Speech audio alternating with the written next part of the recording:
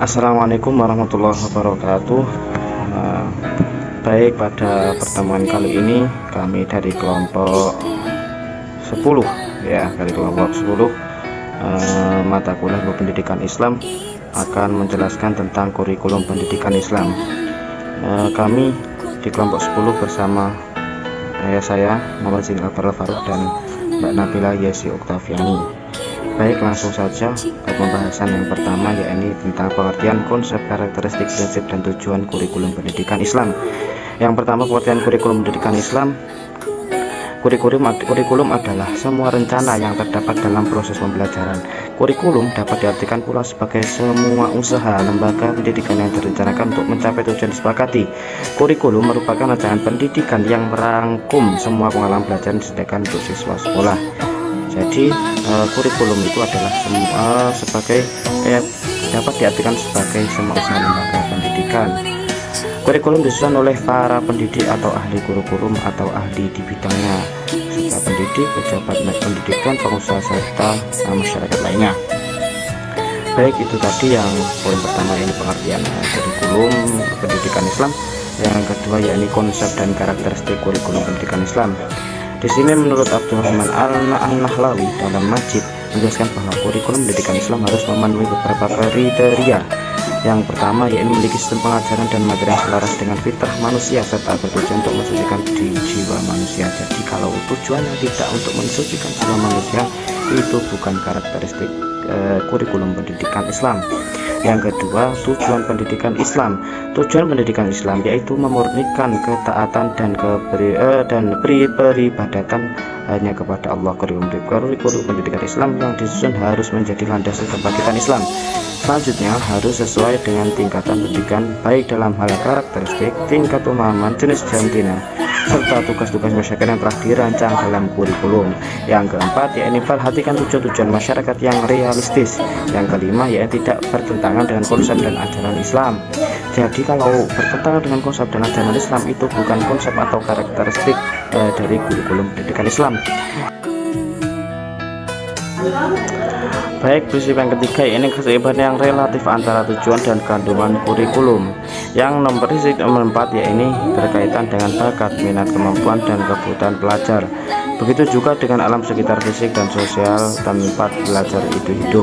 Yang keempat yakni tujuan kurikulum pendidikan Islam. Kurikulum pendidikan Islam adalah bahan-bahan pendidikan Islam berupa kegiatan pengetahuan dan pengalaman yang dengan sengaja dan sistematis diberikan kepada anak didik dalam rangka tujuan pendidikan Islam.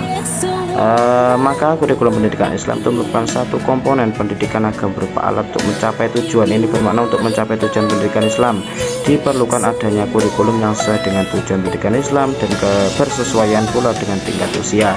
Yang poin ketiga yakni asas-asas religius, filosofis, psikologis, dan sosiokultural dalam pengembangan kurikulum pendidikan agama Islam. Baik, saya akan melanjutkan presentasi dari Saudara Albar, yaitu tentang pendekatan pengembangan kurikulum pendidikan agama Islam. Pendekatan yang pertama yaitu subjek akademis, yaitu pendekatan yang diharapkan agar peserta didik dapat menguasai spiritualitas dan moral yang ada di kurikulum PAI tersebut. Karena kurikulum sangat mengutamakan pengetahuan, maka pendidikan lebih bersifat ke intelektual. Untuk pendekatan yang kedua yaitu humanistis. Pendekatan dalam pembelajaran PAI yang memandang peserta didik sebagai individu yang utuh dan memiliki keunikan serta potensi dan kecerdasan masing-masing. Untuk pendekatan yang ketiga yaitu pendekatan teknologis. Pemanfaatan teknologi ini lebih diarahkan pada bagaimana mengajarnya, bukan apa yang diajarkan. Untuk pendekatan yang keempat yaitu rekonstruksi sosial, di mana kurikulum harus melihat kebutuhan yang ada di dalam pembelajaran PAI tersebut. Kurikulum ini harus memperhatikan lingkungan sosial masyarakat di sekitar anak didik untuk mengetahui hal-hal apa yang dapat dikembangkan dalam masyarakat tersebut. Baik, selanjutnya bentuk pengembangan kurikulum pendidikan agama Islam, yaitu yang pertama the administrative model, yang kedua the grassroots model, yang ketiga the common system, yang keempat the demonstration model, yang kelima tabes inverted model, yang keenam Project Interpersonal Relation Model. Tentunya selanjutnya yaitu hidden kurikulum dalam proses pendidikan Islam. Apa apa itu hidden kurikulum? Yaitu kurikulum tersembunyi.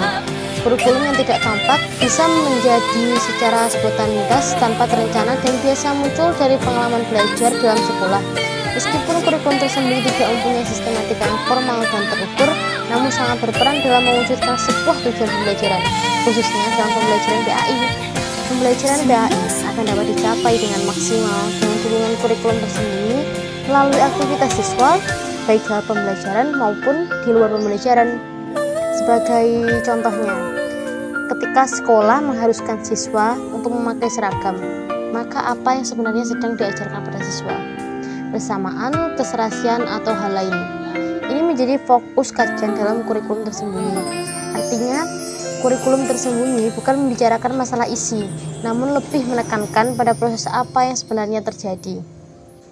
Demikian presentasi dari kelompok kami, ada kurang lebihnya mohon maaf. Wassalamualaikum warahmatullahi wabarakatuh.